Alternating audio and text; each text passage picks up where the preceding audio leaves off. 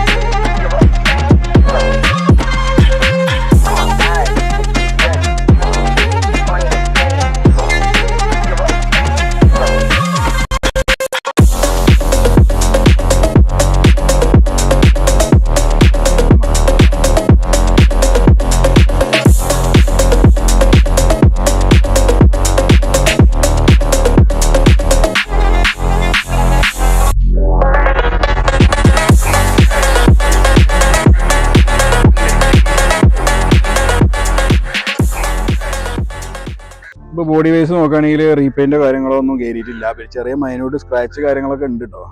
അതൊക്കെ വണ്ടികളില്ല. 2009 വണ്ടിയാകുമ്പോൾ നമുക്ക് അതൊക്കെ പ്രതീക്ഷിക്കണം. പിന്നെ ഗ്ലാസ് ഒക്കെ റീപ്ലേസ്മെൻറ്റിൽ ഒറിജിനൽ ഗ്ലാസ്സാണ്. 2009 ഗ്ലാസ്സുകളാണ്.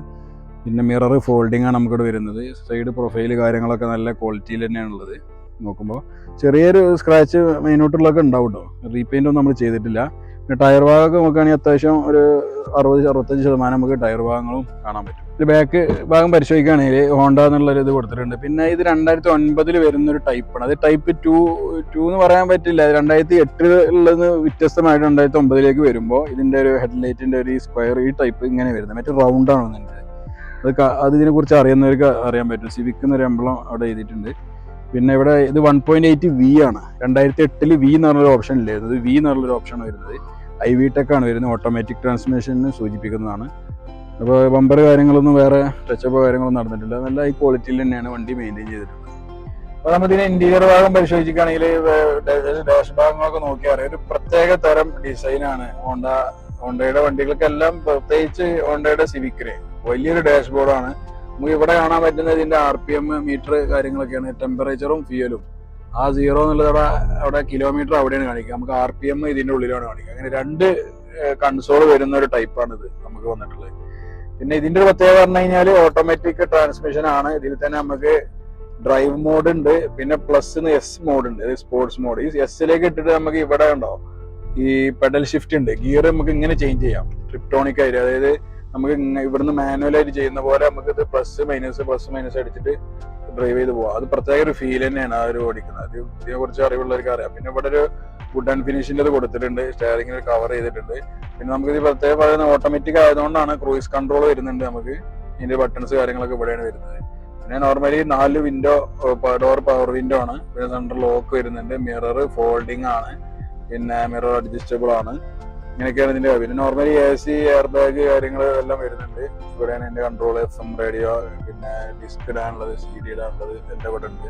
ഇങ്ങോട്ട് നോക്കുമ്പോൾ നമുക്ക് ഇവിടെ ചെറിയൊരു ബോക്സ് വരുന്നുണ്ട്. പിന്നെ ഇവിടെ സീറോ ലൈറ്റിന്റെ ഒരു പോർട്ട് വരുന്നുണ്ട്. പിന്നെ ഹാൻഡ് ബ്രേക്ക് ഇങ്ങനെ ഒരു പ്രത്യേക തരത്തിലാണ് ഹാൻഡ് ബ്രേക്ക് വരുന്നത്. പിന്നെ ഇവിടെ നമുക്ക് എക്സ്ട്രാ ഒരു ബോക്സ് ഇവിടെ കൊടുത്തിട്ടുണ്ട്. പുറമെ ഇവിടെയും കൊടുത്തിട്ടുണ്ട് നമുക്ക് ഒരു എക്സ്ട്രാ ബോക്സ്. ഇവിടെ നമുക്ക് USB നമുക്ക് കേബിൾ USB ചെയ്യാൻ പറ്റുന്ന രൂപത്തിലാണ് ഇവിടെ ചെയ്തിട്ടുള്ളത്. പിന്നെ ഓൾമോസ്റ്റ് ഇന്റീരിയറിന്റെ വീഡിയോ നമ്മൾ സെപ്പറേറ്റ് ഈ വീഡിയോ തന്നെ കാണിക്കുന്നുണ്ട്. അത്രയും ഇന്റീരിയർ വെൽ മെയിൻറ്റൈൻഡ് ആണ്. ക്വാളിറ്റി ബീച്ച് കളറാണ് കൊടുത്തിട്ടുള്ളത്. പിന്നെ നമുക്ക് ഇവിടെ റിവേഴ്സ് ഗിയറിലേക്ക് ഇടുമ്പോൾ ഇവിടെ സെൻസർ കാണിക്കും മീറ്ററിൽ.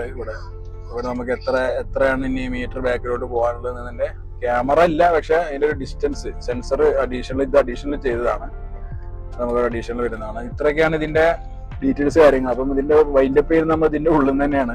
കാരണം അത്രയും പുറത്ത് ടെമ്പറേച്ചർ ആയതുകൊണ്ട് ഫോൺ തന്നെ ഹാങ് ആയി 2-3 പ്രാവശ്യം ഫോണ് ഇത് ഓഫ് ചെയ്യേണ്ടി വന്നു ടെമ്പറേച്ചർ കൂടിയതുകൊണ്ട്.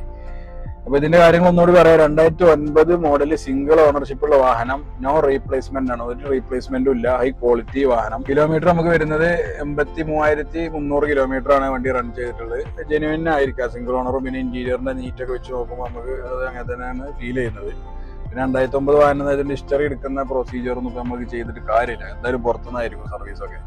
പിന്നെ മേജർ ആക്സിഡന്റ് എന്നല്ല, ഒരു ആക്സിഡന്റോ കാര്യങ്ങളോ ഒന്നുമില്ല, റീപെയിന്റും കയറിയിട്ടില്ല. അപ്പൊ നിങ്ങൾക്ക് വന്ന് കണ്ടാൽ തന്നെ അറിയാം, ചെറിയ മൈന്യൂട്ടായിട്ടുള്ള ചെറിയ സ്ക്രാച്ചോ മറ്റോ അല്ലാതെ വേറെ ഒന്നുമില്ല.